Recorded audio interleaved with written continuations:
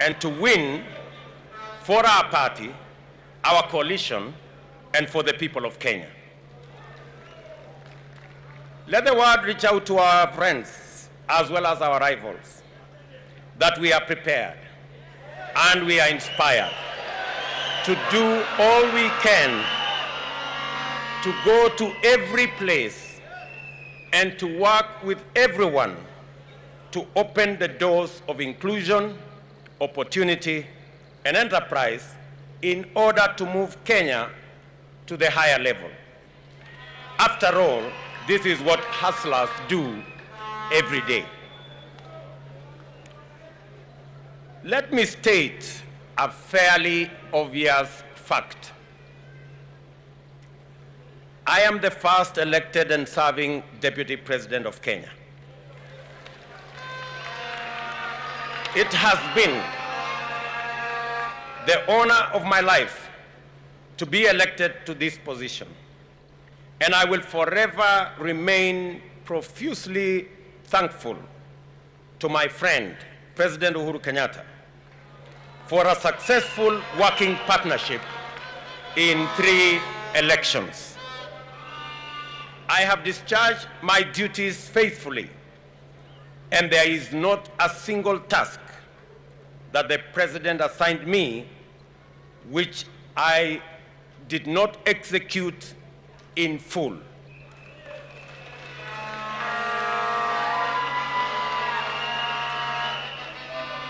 The Jubilee Coalition we formed a decade ago was formed through a covenant to eliminate the politics of hate, division, and ethnicity. Political competition organized around ethnic division is toxic, yet many politicians accept this to be the essence of democracy. Our covenant formed the foundation of a new approach, issue-based politics, institutionalized through national political parties. We succeeded in demonstrating that democracy does not go hand in hand with chaos, confusion, or instability.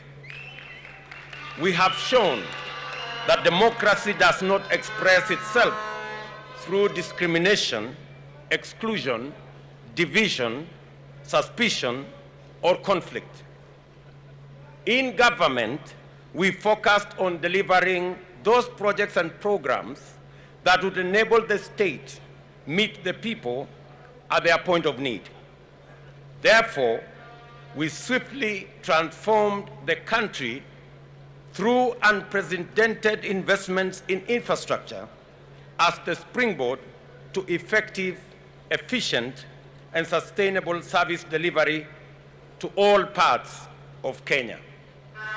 As a result, we built a new, modern, 700-kilometer-long standard gauge railway, constructed 10,000 kilometers of new tarmac, and connected 6 million people to electricity. We also set up 150 technical training colleges.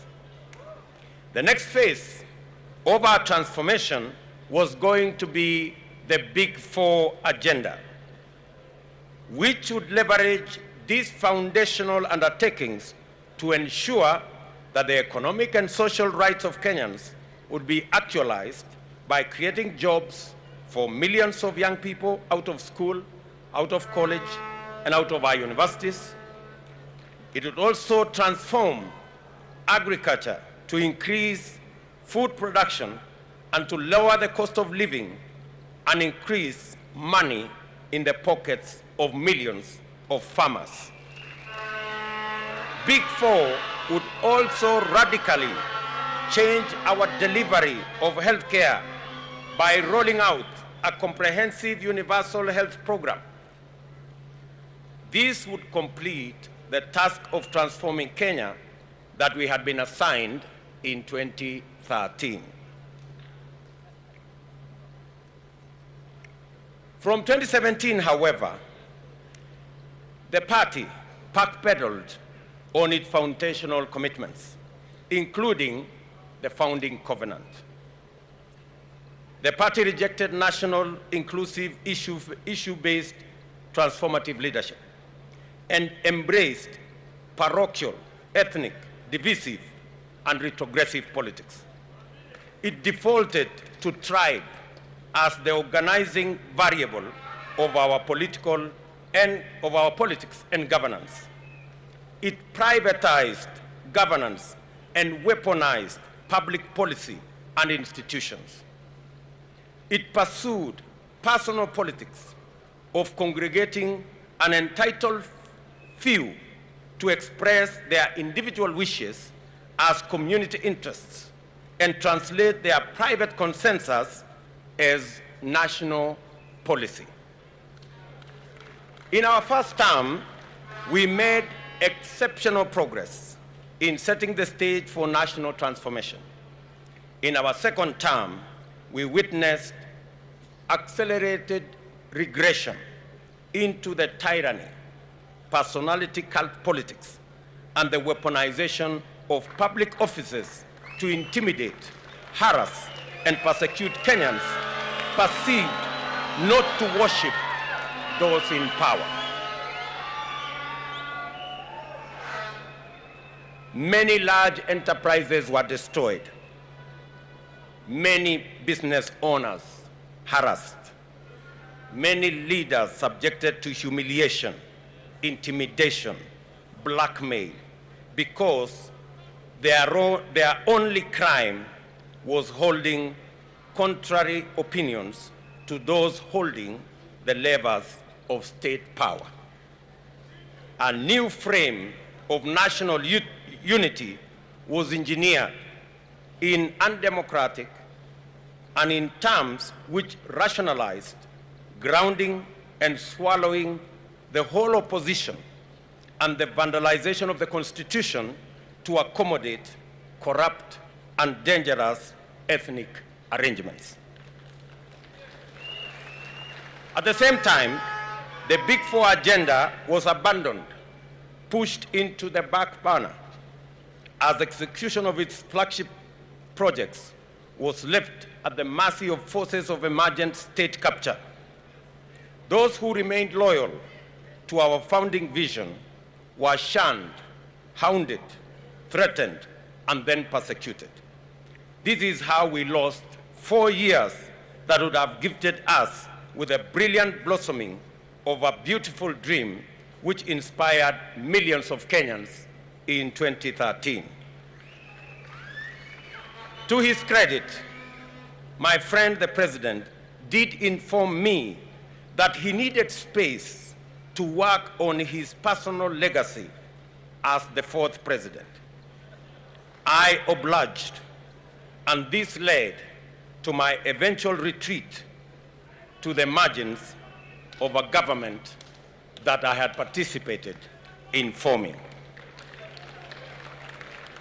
The past 4 years have provided me special moments to be able to engage consistently with ordinary people. As Deputy President, I have worked directly with Wananchi, going to meet them in their villages, their markets, their farms, and their places of work, and to have practiced the leadership of listening more and speaking less. All through my political journey, I have believed in walking with the people, listening to them, and doing my best to do what they want, not what I think will be a monument to my own achievements.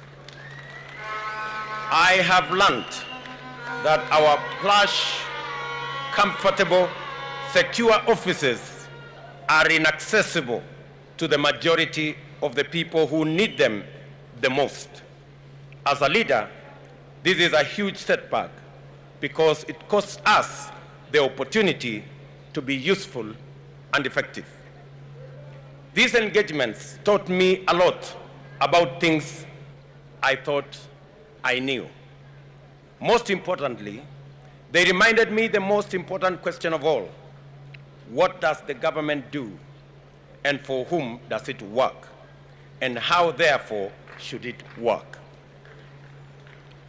I was appalled by the intensity of contempt many have for ordinary people and their rejection of any suggestion that their voice matters. I remain sorrowful over the hatred in the language that proudly despises the poor, the struggling, the hurting, the lonely, and the abandoned.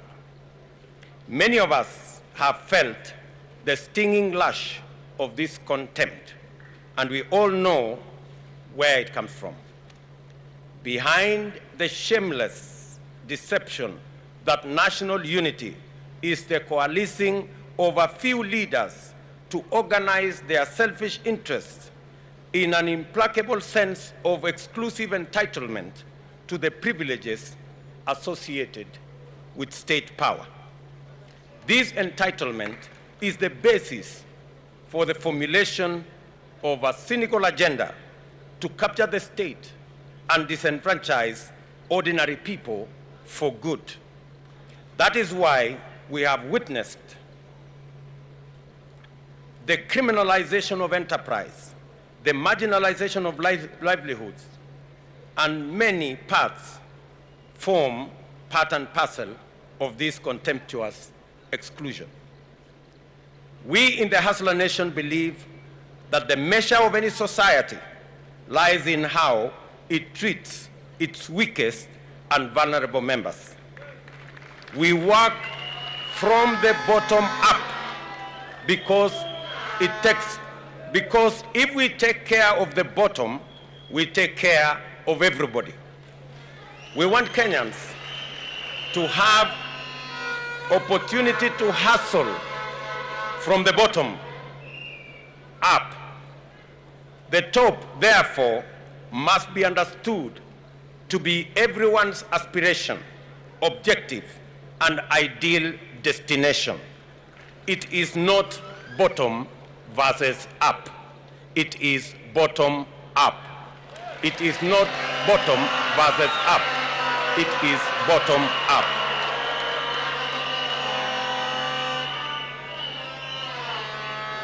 I commit, therefore, to live up to the original covenant of championing the establishment of everlasting peace, unity, and opportunity to prosper in our country. I make this commitment on the understanding that sustainable unity can only be achieved through meaningful political and economic inclusion. The evidence of inclusion is respect for dignity of livelihoods and the creation of space for every vocation, every skill, every profession and talent to flourish and yield a bountiful harvest of prosperity for all our people. At the same time, I reject the suggestion that a united country is one that has no political competition or opposition. Rather, I